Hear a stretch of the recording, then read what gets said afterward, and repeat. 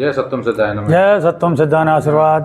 गुरु जी, कल माँ छिन्नमस्ता देवी की जयंती है, उसके बारे में आपका क्या कहना है और उनका प्राकट्य कैसे हुआ था, उनके बारे में कुछ बताइए। कल 30 अप्रैल 2026 दिन गुरुवार को जो है चतुर्दशी पड़ेगी और अमावस्या का भी पहर होगा और उसमें जो है माँ छिन्नमस्ता देवी का जो है जो 10 महाविद्याओं में छठी देवी हैं, तो इनका प्राकट्य और इनकी कहानी है जो मशहूर कहानी है, लेकिन वो आप देखोगे बड़ी विचित्र सी लगेगी। जैसे माँ पार्वती जंगल में जा रही थी, जया विजया उनके साथ थी और जया विजया जो है जो उनको लगी प्यास, तो उन्होंने कहा कि माँ जो है हमें बहुत प्यास लग रही है, भीषण गर्मी और इस तरीके का वातावरण है, तो हमें जो है पानी पिलवाओ। और वहाँ आसपास कहीं पानी नहीं था, तो उन्होंने देवी ने अपनी ही गर्दन काट के और जो है रक्त की धारा गई, तो एक धारा जया में गई और दूसरी धारा विजया में गई और तीसरी धारा खुद पार्वती देवी के मुख में गई। तो ये उनका चित्रण है।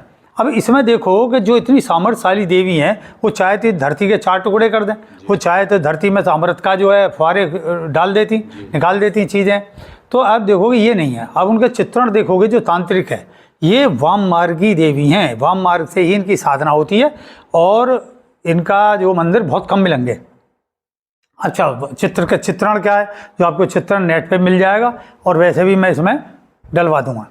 तो उसमें क्या है कि अष्टदल कमल, काम क्रोध लोभ मद ईर्ष्या द्वेष का प्रतीक है अष्टदल कमल, और उस पर कामेश्वर और कामेश्वरी, कामेश्वर नीचे हैं, कामेश्वरी ऊपर हैं और रमण कर रहे हैं, रमण अर्थात भोग कर रहे हैं। जो आमतौर का संभोग शब्द होता है वो इसमें उपयोग नहीं होता। रमण जो है वो तीसरी स्टेज है, जिसमें हम आंतरिक रूप से, आत्मिक रूप से, आत्मा के द्वारा उसमें जो है एक दूसरे से रेही क्रिया योग कर रहे होते हैं, ऊर्जा का आदान प्रदान एकीकरण कर रहे होते हैं। तो ये स्त्री प्रधान है कि स्त्री ऊपर होकर किस तरीके से अपनी शक्ति को जागृत कर रही है। और सिर कटा होने का अर्थ क्या है, इसमें तीनों देवी दिखी हैं, जया विजया, ये है बीच में जो है, ये एक है जया, वो है इंगला और दूसरी है पिंगला, और बीच में जो है सुषुम्ना, जो पार्वती देवी है सुषुम्ना। जब उनका अहंकार जो है, अगर स्त्री में जो काम क्रोध लोभ मद ईर्ष्या द्वेष या ईर्ष्या या लज्जा का जो प्रभाव है वो जब हट जाएगा, तभी वो वाम मार्ग की साधना कर सकती है। अन्यथा जब तक उसमें ये क्षोभ रहेगा कि मैं तो स्त्री हूँ, मैं कैसे कर सकती हूँ, मैं तो कमज़ोर हूँ, और मुझे इसमें एक और रहस्य है कि भोगता कौन है और भोग्या कौन है। यहाँ भोगता है स्त्री और भोग्या कौन है, पुरुष। स्त्री पुरुष को भोग रही है, किस लिए, अपनी कुंडली जागरण के लिए। तो नतीजा जो है, जब इस तरीके का कुंडली जागरण पक्ष लेकर वाम मार्ग के और अपने 5 बीज मंत्र, जो कि 5 बीज मंत्र हैं, जो आप इसमें देखोगे हमारे इसमें मिलेंगे, आप रेई क्रिया योग वगैरह में हैं, भम गम सम चम मम, भम गम सम चम मम, ये स्त्री के बीज मंत्र जो हमने अपने साधनाओं से खोजे।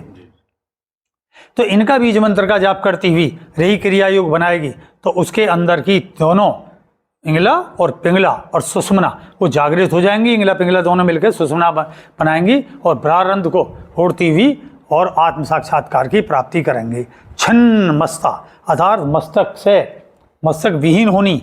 मस्तक विहीन का मतलब है आपके अंदर जो मैंने कही लज्जा पर जो पक्ष है कि मैं कमज़ोर हूँ, ये नहीं, मैं कौन हूँ, मैं स्वयं अहम सत्यास्मी, मैं ही सत्य हूँ, ये धारणा रखने वाली जो कल है उसका 30 अप्रैल को तो प्रकाट्य दिवस है। इसका असली अर्थ ये है। तो वाम मार्गी साधना है और इसको गृहस्थियों में और या साधक साधिका जिन्हें भैरव भैरवी कहे जाते हैं, ये एकांतवास का बड़ी रहस्यमयी साधना है।